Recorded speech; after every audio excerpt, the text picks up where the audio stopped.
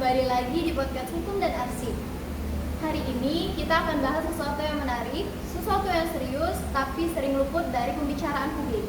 Yaitu di sini kita akan membahas mengenai hilangnya arsip putusan pengadilan. Di sini saya punya dua narasumber yang keren banget nih. Ada Kak Julius dan Om Nanda. Untuk Kak Julius dan Om Nanda, apa kabar hari ini? Sangat baik Hani, terima kasih sudah mengundang. Baik kami. Pertama saya mau nanya ke Kak Jul nih.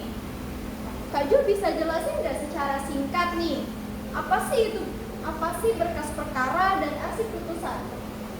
Berkas perkara adalah seluruh dokumen resmi yang mencatat proses peradilan, dakwaan, bukti, risalah sidang, hingga putusan akhir. Arsip putusan adalah bagian dari itu, berfungsi sebagai dokumen hukum yang sah yang menjadi dasar eksekusi dan rujukan hukum Rani. Makasih nih Kak.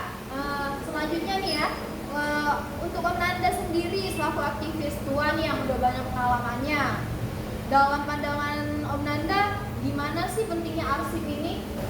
Vertikal putusan arsip, saya tidak bisa ajukan PK, tidak bisa buktikan status hukum, baik itu secara perdata ataupun pidana. Seperti yang teman saya alami, beliau mendampingi korban KDRT yang putusannya hilang, proses hukum lumpuh total.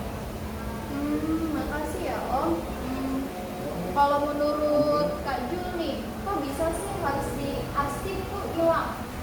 Sejujurnya ada banyak sebab, baik bisa karena fisik rusak, misalnya karena banjir, rayap, dan kebakaran.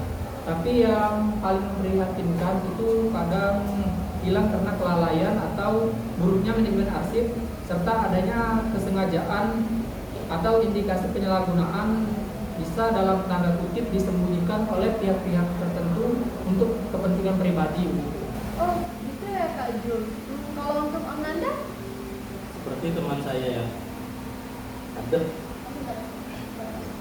seperti yang teman saya pernah alami, kliennya mau eksekusi tanah, tetapi di pengadilan tidak ditemukan arsipnya.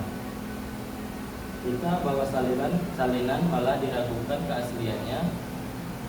Bayangkan orang yang sudah menang di pengadilan, tetapi tetap tidak dapat keadilan. Wah itu ironis sekali ya. Udah menang tapi kalah di arsip. Kita kan udah bahas nih soal arsip yang hilang. Itu ada kan prosedurnya untuk Kak Jul nih. Apa sih prosedurnya untuk arsip yang hilang? Yang saya tahu ini, harusnya dibuat berita acara kehilangan, lalu pengadilan berusaha rekonstruksi dokumen dari pihak-pihak yang pernah terlibat.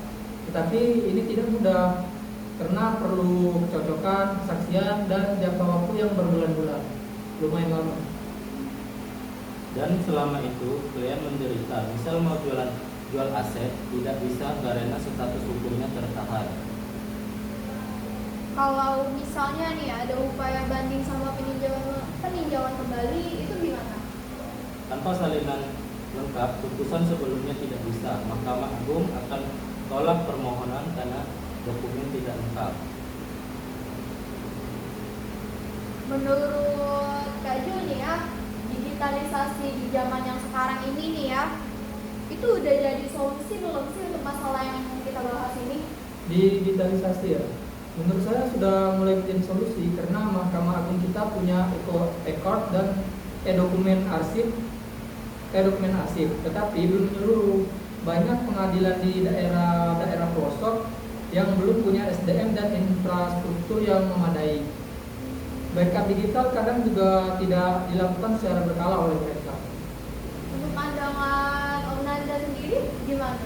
Digitalisasi penting, tapi jangan lupa SDM-nya. Banyak petugas yang belum paham pentingnya mendata, backup, dan validasi dokumen digital. Jangan sampai lupa arsip hilang baik fisik maupun digital. Jadi kesimpulannya sistemnya harus menyatu ya, digital tapi aman dan dipahami oleh semua level. Betul sekali. Wah, kita dapat banyak insight nih hari ini. Hilangnya arsip dan putusan pengadilan bukan sekedar dari kelalaian, tapi bisa menjadi penghambat pengadilan. Terima kasih nih untuk Om Nanda dan Pak Idul udah jadi narasumber saya nih hari ini. Sama-sama Rani, semoga masyarakat dan aparat hukum kedepannya makin sadar nih akan pentingnya manajemen arsip. Saya harap kedepannya tidak ada lagi kasus keadilan tertunda hanya karena dokumen hilang. Amin. Terima kasih ya untuk mendengar setia. Sampai jumpa di episode berikutnya.